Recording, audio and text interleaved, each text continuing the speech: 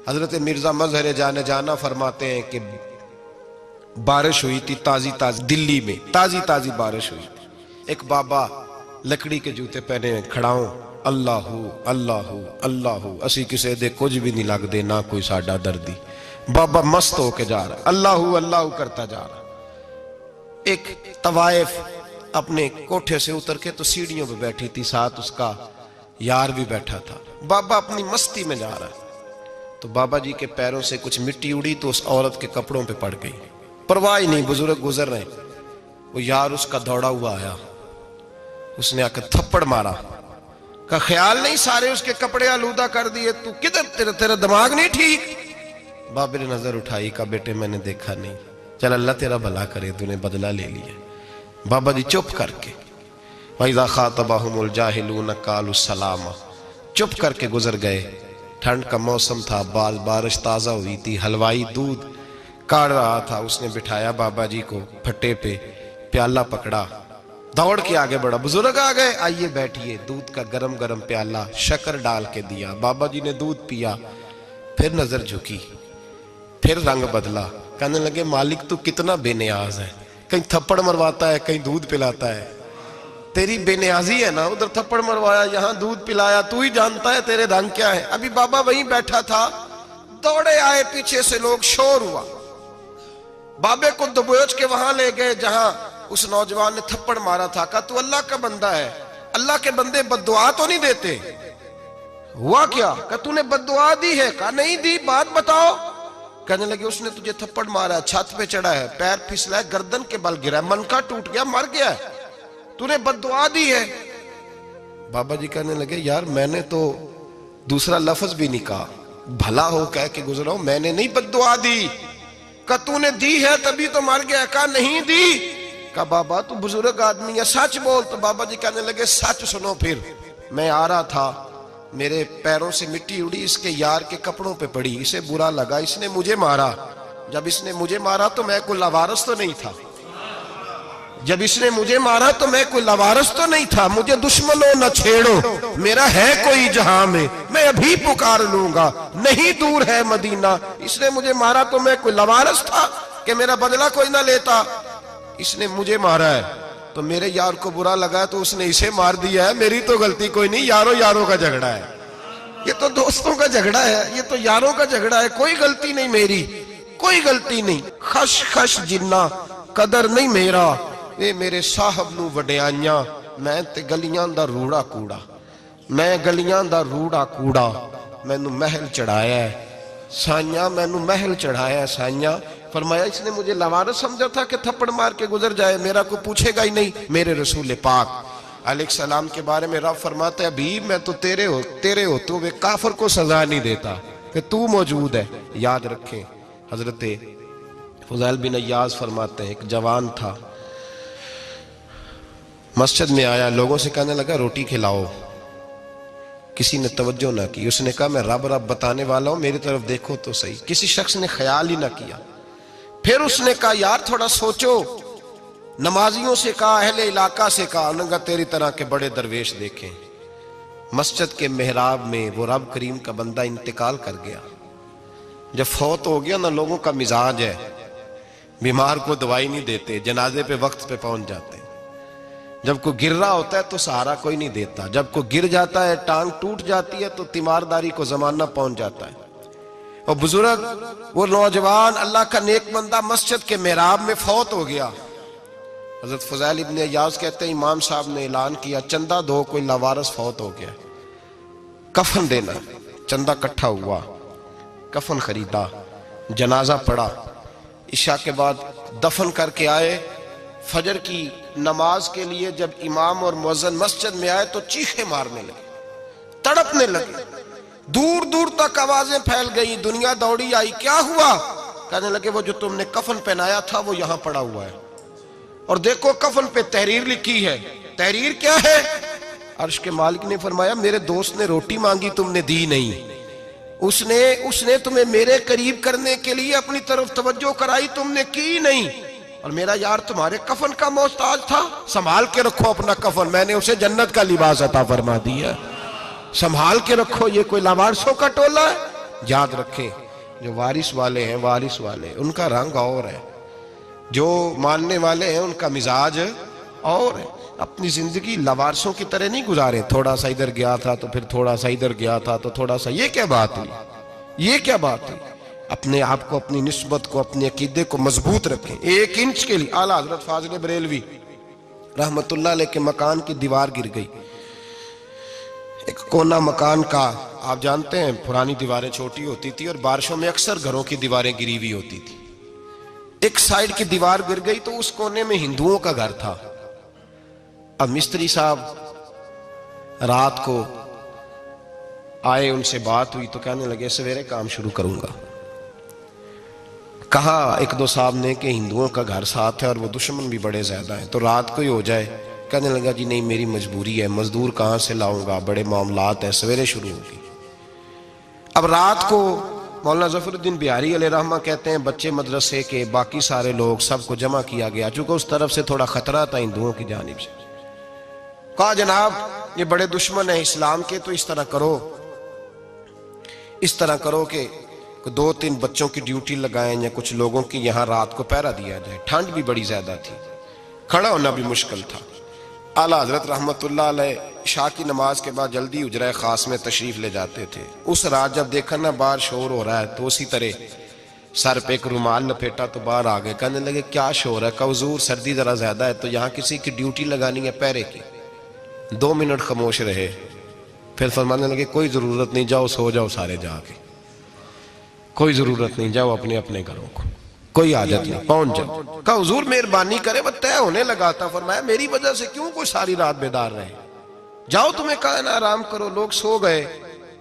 सुबह फजर की नमाज पढ़ के आला हजरत रहमतुल्लाह ताला अलैह जब सीढ़ियां उतर रहे थे रजा मस्जिद की, तो वो जिस हिंदू की जानिब से ज्यादा खतरा था वो सीढ़ियों पे बैठा था, मस्जिद की सीढ़ियों पे। सब लोगों की तवज्जो हो गई। कहने लगा मौलाना मैं कलमा पढ़ने आया हूं, मुझे कलमा पढ़ा के मुसलमान कर दो, मैं कलमा पढ़ने आया हूं, मुसलमान करें।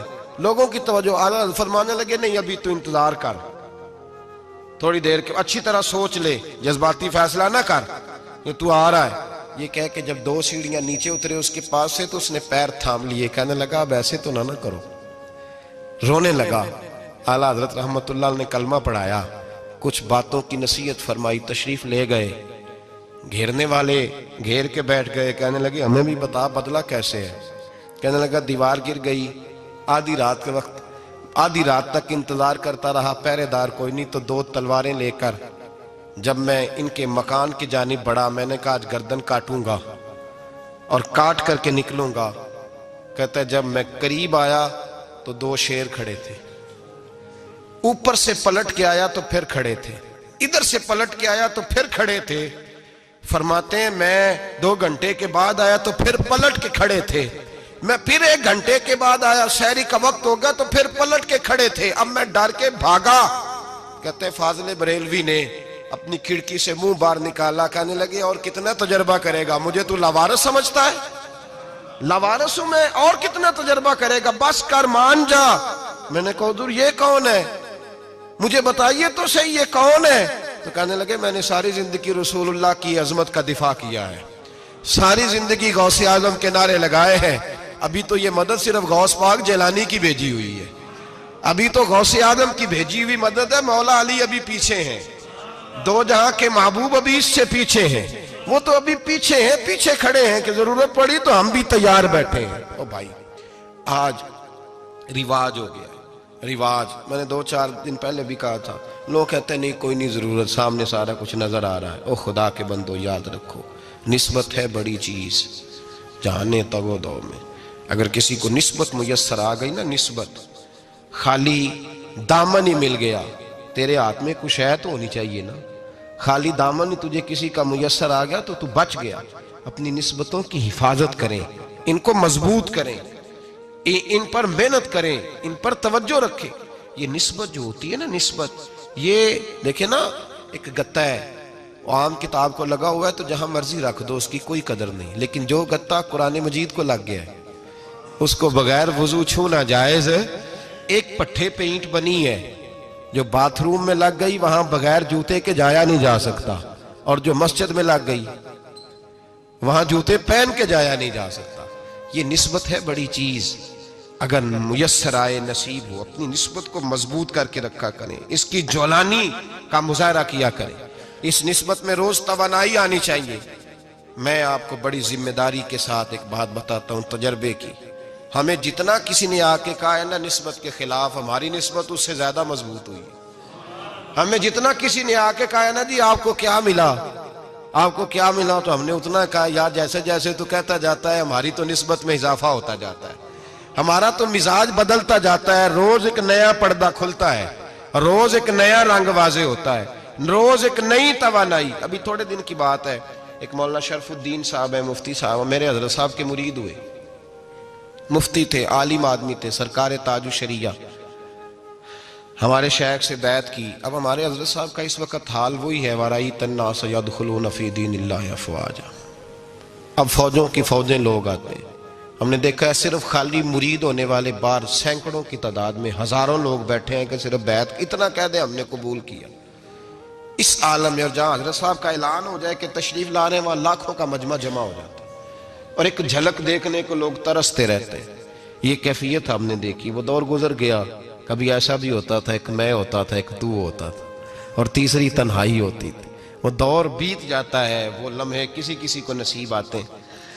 हजरत का वो मौलाना शरफुद्दीन साहब कहते हैं मुरीद हुआ, तो मुरीद हुआ मजमे में रस्सी हजरत फेंकते हैं या चादर फेंकते हैं, तो पकड़ के मुरीद हुआ, तो साथ साथ और चादरें बांधी थी, लोगों ने पकड़ी हुई थी।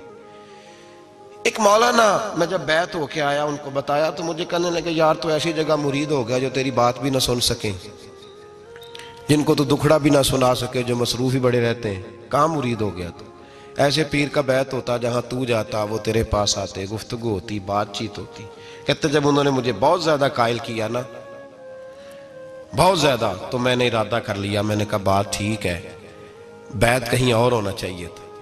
कहते मैं इशा के बाद सोया तो हजरत साहब मुझे ख्वाब में मिले, ख्वाब में, और फरमाने लगे मौलाना जब आप मुरीद हुए थे तो आप इस जानिब बैठे थे, इस कोने में आप थे, इतने लोग आपसे पहले थे, इस हाल में आप मुरीद हुए थे, और जहां तक बातचीत करने की बात है तो आपने जो दिल में सोचा था वो मैंने आके आपको बता दिया है।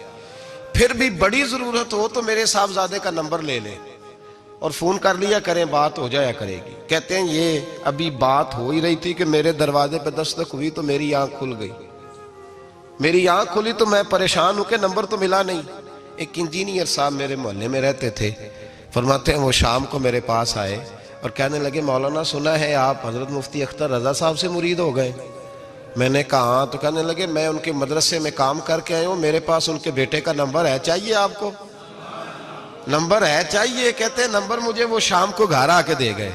अब जब मैं आस्ताना नूर पे बरेली शरीफ मिलने के लिए हाजिर हुआ तो मेरे दिल में ख्याल आया, जब मैं अंदर गया ना तो मेरे दिल में ख्याल आया हुजूर ख्वाब जो आई थी इतनी भी जल्दी क्या है, जरा ठहर जाइए, आप मिले जो थे तो साहब नंबर भी दे ही जाते। मेरे दिल में ख्याल आया तो अस्सलाम वालेकुम के बाद हजरत कहने लगे मौलाना मुझे तो जल्दी कोई नहीं थी, आपके दरवाजे पे दस्तक हो गई थी, मुझे तो कोई जल्दी नहीं थी, आपका दरवाजा बजने लगा था, मुझे तो जल्दी कोई नहीं थी लौटने की। हर मुश्किल दी कुंजी यारो हथ मर्दां दे आई, और मर्द नजर करे जिस वेले मुश्किल रहे ना काई।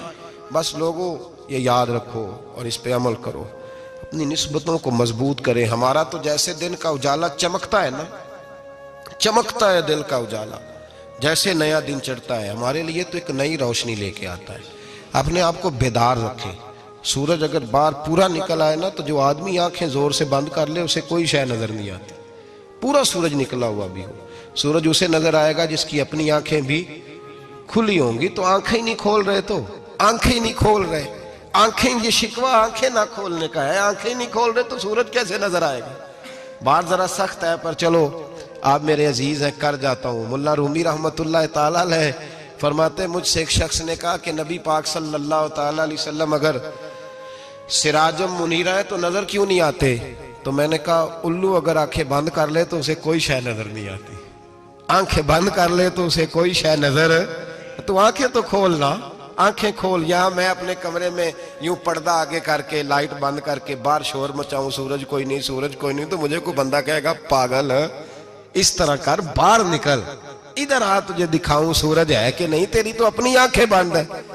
इकबाल कहते हैं दिले बीना भी कर खुदा से तलब, आंख का नूर दिल का नूर नहीं, अंदर की आंखें खोल, अंदर इतना अंधेरा है तो बाहर कैसे नजर आएगा।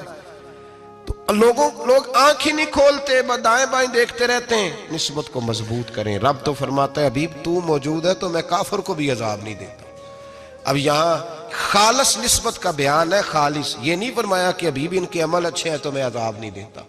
ये नहीं फरमाया कि हबीब यहाँ खाना काबा है तो मैं अजाब नहीं देता। निस्बत की बात फरमाई, निस्बत की। ये नहीं फरमाया कि हबीब यहाँ रोज तवाफ होता है तो अजाब नहीं देता, यहाँ तिलावत होती है तो फरमाया हबीब तू है इसलिए मैं इन्हें अजाब। मदीने में कभी जलजला नहीं आया, पता है आपको? इसलिए नहीं आया कि वहां मेरे मुस्तफा का गुंबद खजरा है। कोई फसल वो बीजते नहीं, कोई फसल बोते नहीं, वो कोई फसल भी, लेकिन दुनिया की हर शय आपको मदीने में मिलती है। जो सबसे अच्छा फल खाना चाहे उसे मदीने में जाकर मिलता है, इसलिए कि वहां गुंबद खजरा की हरियाली मौजूद है। दुनिया की हर नेमत मिलती है इसलिए कि गुंबद खजरा जो मौजूद है। तो भाई ये निस्बतों की बात है, निस्बतों की। पुरानी उम्मतों में जब कोई गुनाह करता था तो दरवाजे पे लिखा होता था सवेरे, मेरे हबीब ने दुआ फरमाई मौला ये मेरे हैं इन्हें रुसवा न करना, ऐ अल्लाह मेरे हैं इन्हें रुसवा न करना। तो मेरे भाई सुन लो और याद रख लो, लाखों पाप भी लोग करके आए, सवेरे मुंह धो के निकल आए तो अर्श का मालिक रुसवा नहीं करता, बल्कि कहता है तू मेरे दामन में छुप जा, अंदर जाके जहां गुनाह किया है वहां जाके दिल से सच्ची तौबा कर ले, मैं कयामत में भी किसी को नहीं बताऊंगा कि तूने गुनाह किया। तो बरकत किसकी है? रसूल पाक की। ये बरकत किसकी है? हबीब दो आलम की सल्लल्लाहु। गुलामी का रिश्ता मजबूत करें, गुलामी का। वारस वाले बने, लवारस ना बने। लवारसों जैसी जिंदगी ना गुजारे, जहां मर्जी चले गए, जहां मर्जी छुट्टियां कर रहे, जितने मर्जी टाइम बिताए, जो मर्जी तबीयत में आया करते फिरे, पता ही कोई नहीं, हाल ही कोई नहीं, ये कोई कैफियत नहीं है कोई भी। मुझे एक साहब कहने लगे कि एक पीर भाई पूछ रहा था हजरत साहब का हाल क्या है। मैंने आज के बाद उसने तुझसे पूछा तो बिल्कुल ना बताना। वो कैसा बेटा है, वो कैसा बेटा है जो पड़ोसियों से दाएं बाएं लोगों से हाल पूछता है, उसे पता ही नहीं, उसे खबर ही नहीं, उसे तो लम्हे लम्हे की खबर होनी चाहिए, उसे तो मिनट मिनट का पता होना चाहिए था। वो उसने किस तरह की निस्बत रखी हुई है जिसको हम सायों से पूछने पड़ता है जरा पता करके बताना हाल क्या है। तू किधर था भाई, इतनी देर हो गई, तूने हाल भी किसी और से पता कराना है। मैंने कहा उसको कहना आज के बाद हाल पूछना हुआ तो खत लिखे, मैं भी जवाब लिख दूंगा, बात खत्म हो गई। जब दूर दूर जो रहना है तो ठीक है, फिर इस तरह ना तो खुदा है ना मेरा इश्क फरिश्तों जैसा, दोनों इंसान है तो फिर क्यों इतने हिजाबों में मिले। और उसने कहा था अब कि हम बिछड़े तो शायद कभी ख्वाबों में मिले, जैसे सूखे हुए फूल किताबों में मिले। ऐसा काम न करें कि वो अंदाज ही बदल जाए, अपने आप को, अपनी निस्बतों को मजबूत करें। अल्लाह तबारक व तआला से दुआ और इल्तिजा है कि अल्लाह करीम हमें निस्बतों की मजबूती अता फरमाए, और अल्लाह तबारक व तआला हमें ये तौफीक दे कि हम समझ जाएं इस बात को कि असल बात है क्या, और असल की मजबूती कितनी ज़रूरी है, असल तक पहुँचना कितना ज़रूरी है। और ये भी याद रखें, अम्मा जब नाराज़ होती है ना, जब अम्मा नाराज़ होती है तो कहती है बस निकल जाती, फटाफट निकल जाती, दौड़ जा, कोई ताल्लुक नहीं। अब्बा भी कहता है आज आया तो टांगे तोड़ दूंगा, हाल ही कोई नहीं। और वही बेटा जाके 2 मिनट पैरों में बैठता है, कहता है अम्मा तुझे पता ही नहीं मैं कितनी टेंशन में था। तो वही अम्मा बाहर निकल के पहले बढ़ के मार रही होती है, हद कर दूंगी, फिर वही अम्मा कहती है बड़ा परेशान है बेचारा। ये कैफियत है, अपने आप को सही करें, अपनी निस्बतों को मजबूत करें, अहकामात पे अमल करें, महबूब की गुलामी तगड़ी करें। ये जो सुस्तियाँ हैं, कोताहियाँ, इनको दूर करें। जिंदगी का लुत्फ आता ही तब है जब आप पूरे तौर पर अपने आप को चाको चौबंद करते हैं। अगर थोड़ा कर लिया, थोड़ा छोड़ दिया, 1 पढ़ ली, 3 रह गई, 3 पढ़ ली, 2 रह गई, ये लुत्फ नहीं है, ये जायका नहीं है। अपने आप को मजबूत करें और पूरा मजबूत करें, पूरी अपने अंदर जो है वो जौलानी निस्बत की पैदा करें। बस ये दुआ करें अल्लाह जब तक जिंदा रखे गुलामी में रखे, और मारे तो गुलामों जैसी मौत अता फरमाए।